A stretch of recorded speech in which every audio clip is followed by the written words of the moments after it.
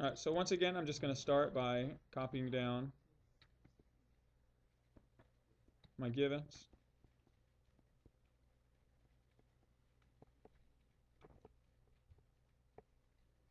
And then building from there. So I'm told that BA and CD are parallel. I'm also told that CB and CD are equal. Okay, so once again, if I want to show that angles 1 and 2 are equal to each other, so in looking at this, one possible way to show that angles 1 and 2 are equal would be to show that AB bisects this whole angle. Well, I mean, the fact that I didn't label a point up here probably says that that's not really the path that you're going to take.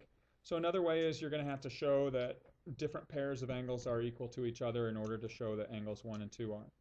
Okay, so I can either interpret my given information or I can try to introduce my end state elements. And let's say we want to introduce these end states. The fact that AB and CD are parallel tells me, how can I introduce angle 1? What is angle 1 equivalent to, given these two parallel lines?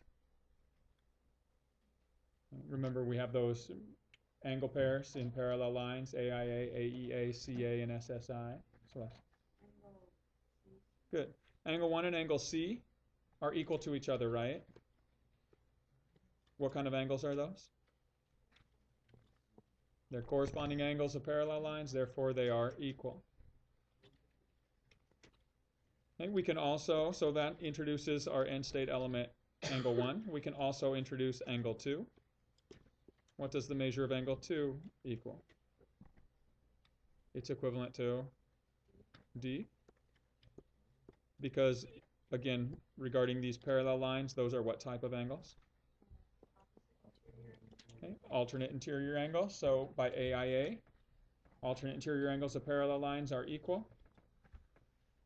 Okay, so now what we need to do in order to show that angles 1 and 2 are equal is there any way to show that angles C and D are equal? Well, what do you notice about the sides opposite those, Ellie? Angles opposite equal sides are equal. Good. So we can make the statement that angle C and angle D are equal because the same one that we did in the previous one.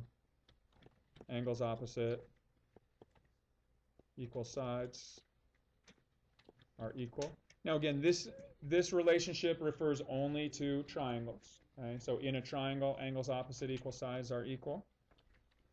Okay, so now we have enough information to reach our end state. And the way that we would do that is the following. Okay, so if you take this equation from step 4, what can we replace angle C with? What is C equivalent to? Okay, so angle 1, so we can replace that with an angle 1. And what can we replace angle D with? Okay. Angle 2. Its equivalent is angle 2.